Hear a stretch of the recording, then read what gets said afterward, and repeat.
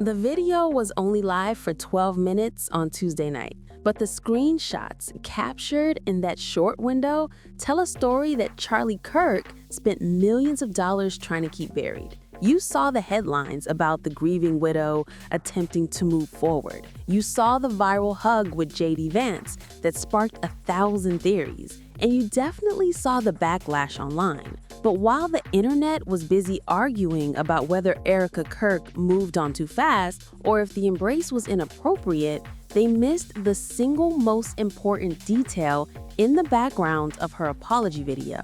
It wasn't the tears streaming down her face. It wasn't the Bible verse she quoted about forgiveness. It was the document sitting on the mahogany desk behind her. A document that completely contradicts the official timeline of the Turning Point USA takeover and exposes a financial mechanism that was in motion long before the tragedy.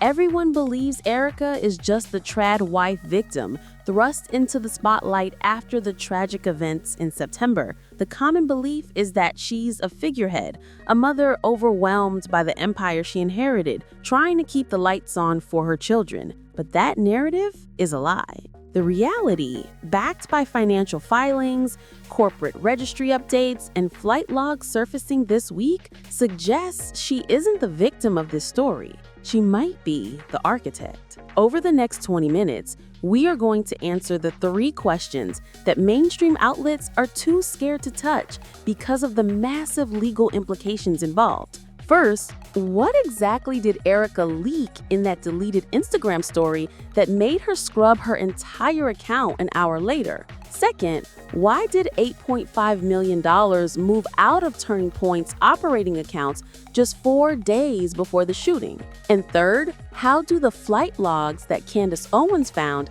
connect Erika to a foreign intelligence network that has been tracking the family for years? We dug into the Arizona property records, the nonprofit tax filings, and the timestamps everyone else ignored to bring you the truth. Let's go back to the beginning of the widow arc to understand why this week's leak changes the entire history of the organization. When Erika walked onto the stage at the University of Mississippi last month, the narrative was sympathy. She was dressed in black, her voice was shaking, and the crowd was with her. But then came the hug. You have seen the clip. Erika embracing Vice President Vance. The internet exploded. Left-wing podcasters instantly called her a grifter looking for a payout.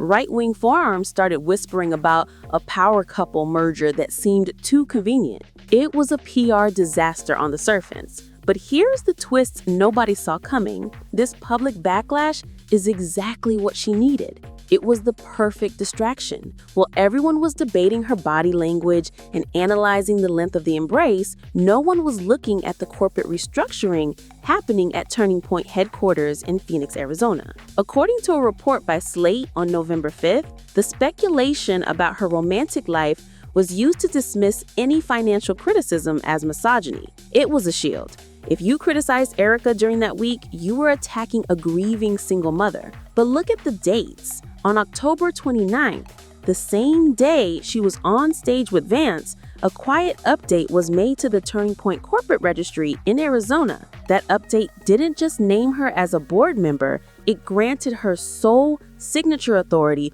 over the legacy assets. This brings us to the deleted video from Tuesday, the one that ties the money and the planes together. Erika went live to shut down the rumors about her and Vance. She was emotional. She held up a handwritten letter from Charlie claiming she found it in his Bible.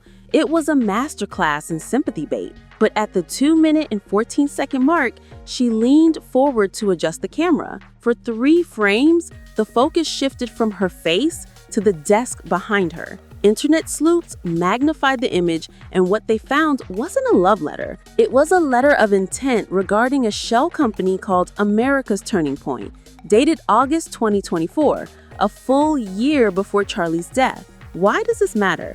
Because up until now, the official story was that Erika had zero involvement in the financial strategy of the organization.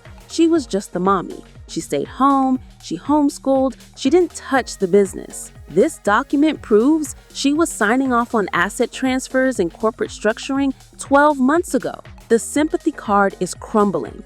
The trad wife was actually a silent partner. This document destroys her plausibility. If she was signing letters of intent in August 2024, she knew the restructuring was happening. She knew the money was moving, and she likely knew about the external pressures the organization was facing. This leads us directly to the most shocking piece of evidence we have found: the $8.5 million transfer. The common expectation is that when a CEO dies, the accounts are frozen or audited to ensure proper succession. But the reality in this case is much faster and much dirtier. We need to talk about the transfer that happened on September 6th. According to an investigation highlighted by Candace Owens on November 17th, a massive transfer of funds occurred between Turning Point USA and a new entity called America's Turning Point. The timestamp on the transfer is September 6th. Charlie Kirk was killed on September 10th. 4 days. That is the window. The mainstream explanation is that this was routine estate planning, a way to move money around for tax purposes. But look at the structure. Turning Point USA is a nonprofit 501c3. America's Turning Point is a dark money group with far less transparency and far fewer reporting requirements. If Charlie was the one moving the money, why is Erika's signature on the formation documents from 2024? We spoke to a forensic accountant who reviewed the publicly available tax snapshots. They stated that moving liquid cash into a dark money entity days before leadership change is a classic move to secure assets against leadership disputes. It effectively hides the money from the board of directors. Think about what that implies. If this transfer wasn't a coincidence, then someone knew a leadership change was coming. The darkest secret isn't that Charlie had a side hustle. It is that the brand, Charlie Kirk, was being liquidated while the man was still alive. Erika didn't just inherit the throne was being gold-plated for her arrival. But it gets deeper. The transfer wasn't just cash, it included intellectual property rights. According to the filing notes in the Arizona registry, the rights to the name Turning Point and the digital subscriber list were also assigned to this new entity on September 6th. This means that when Charlie died, 4 days later, the main organization was effectively hollowed out, and the real value, the money and the data, was sitting in a company that Erika Kirk solely controlled. This context makes the hug with JD Vance look completely different. It wasn't an emotional moment, it was a business meeting. The reality is that JD Vance is the bridge. Turning Point needs political cover to survive the scrutiny of this transfer. Vance needs a grassroots army for his own ambitions. It's a transaction. The viral hug wasn't an emotional slip. It was a signal to the donors that the alliance is safe. We spoke to a PR strategist in Los Angeles who specializes in crisis management. They told us that the widow pivot is a standard operating procedure in high-stakes political deaths. When a controversial figure dies, you rebrand the organization through the softer, more sympathetic spouse. It makes the brand immune to attack for about 6 months. That 6-month window is exactly what Erika is using to finalize the transfer of assets to the dark money group. The deleted video was a crack in that armor.